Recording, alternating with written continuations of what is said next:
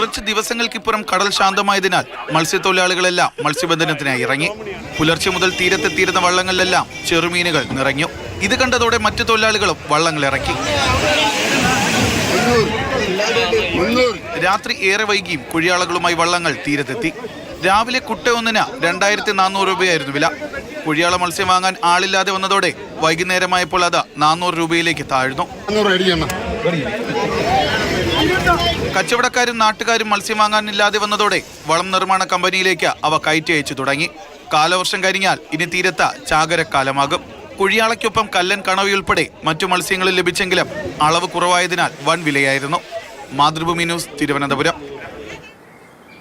ജിബിൻ ചേരുന്നുണ്ട് തത്സമയം. ജിബിൻ, ഈ ഒരു കണ്ടെയ്നറുകൾ കടലിൽ വീണതിന് ശേഷം ശരിക്കും മത്സ്യം കഴിക്കുന്നതിൽ പ്രശ്നമൊന്നുമില്ല എന്ന് ആ മേഖലയുമായി ബന്ധപ്പെട്ട വിദഗ്ധർ പറഞ്ഞിരുന്നുവെങ്കിലും ആളുകൾക്ക് വലിയ പേടിയായിരുന്നു. കുറേ നാളായി ആരും മത്സ്യം വാങ്ങുന്നില്ല.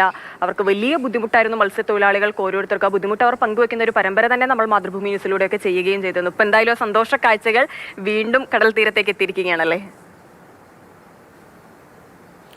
ഈ കപ്പലപകടങ്ങളും അതുപോലെ ട്രോളിംഗ് നിരോധനവും ഒന്നിച്ചു വന്നതോടുകൂടി കേരളത്തിന്റെ തീരദേശ മേഖല ആകെ ആശങ്കയിലായിരുന്നു. കാരണം മത്സ്യത്തൊഴിലാളികൾക്ക് ഉപജീവന മാർഗമില്ല, അവർക്ക് വരുമാനമില്ല. അങ്ങനെ ആകെ ഒരു പ്രതിസന്ധിയായിരുന്നു കേരളത്തിലെ തീരദേശ ഗ്രാമങ്ങളിലെല്ലാം ഉണ്ടായിരുന്നത്. അതിനൊരു ആശ്വാസമായിട്ടാണ് ഇപ്പോൾ ഈ സീസൺ ആരംഭിച്ചിരിക്കുന്നത്. ചാകര എന്ന് നമുക്ക് പറയാൻ സാധിക്കില്ല, എന്നാലും സീസണിന്റെ ഒരു ആരംഭമാണ് ഇപ്പോൾ ഉണ്ടായിരിക്കുന്നത്. കഴിഞ്ഞ ദിവസം വിഴിഞ്ഞത്തെ കണ്ടതും അതേ കാര്യം തന്നെയാണ്.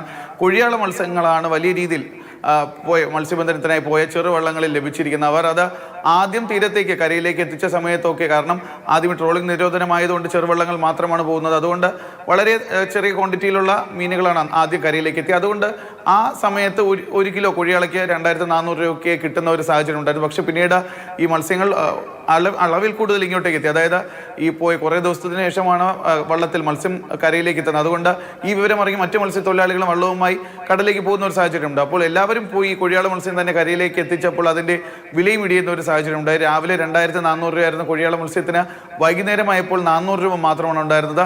അതുപോലും ആ വിലയ്ക്ക് പോലും വിറ്റുപോകാത്ത ഒരു സാഹചര്യം വന്നപ്പോൾ പിന്നീട് അത് ഈ വളം നിർമ്മാണത്തിന് വേണ്ടിയിട്ടൊക്കെ കയറ്റിവിടുന്ന ഒരു സാഹചര്യമാണ് ഉണ്ടായിരുന്നത്. പക്ഷേ നമ്മൾ ഓർക്കേണ്ട ഒരു കാര്യമുണ്ട്, ഈ തീരദേശ മേഖലയ്ക്ക് കഴിഞ്ഞ കുറച്ച് മാസങ്ങളെ, പ്രത്യേകിച്ച് കഴിഞ്ഞ 2 മാസക്കാലമായി വറുതിയുടെ ഒരു കാലഘട്ടമാണ്. നേരത്തെ പറഞ്ഞതുപോലെ ട്രോളിംഗ് നിരോധനം മാത്രമല്ല, സാധാരണ ട്രോളിംഗ് നിരോധനം ആരംഭിക്കുമ്പോൾ തന്നെ ആണ് ആ തീരദേശ മേഖലയിലാകെ ആശങ്കയില്ല. പക്ഷേ അതിൻ്റെ കൂടി കപ്പൽ അപകടം കൂടി വന്നപ്പോൾ അവിടെ കിട്ടുന്ന മീൻ പോലും ആരും വാങ്ങിക്കാത്ത ഒരു സാഹചര്യമാണ് ഉണ്ടായിരുന്നത്. ആൾക്കാർക്ക് വിശ്വാസ്യത ഇല്ലാത്ത, നഷ്ടപ്പെടുന്ന ഒരു സാഹചര്യം. എന്തായാലും ഇപ്പോൾ ഈ കടലിലെ മത്സ്യം കഴിക്കാൻ, നമുക്ക് വിശ്വസിച്ച് കഴിക്കാം എന്നുള്ള ഒരു കാര്യം സർക്കാരും അതുപോലെ തന്നെ വിവിധ പഠനങ്ങളും ആ കാര്യം. അപ്പൊ എന്തായാലും കുറച്ച് നാളത്തെ ഒരു ഇടവേളയ്ക്ക് ശേഷമാണെങ്കിലും മത്സ്യത്തൊഴിലാളികളുടെ മുഖത്തേക്ക് ആ ഒരു സന്തോഷം വീണ്ടും തിരിച്ചെത്തിയിരിക്കുകയാണ്.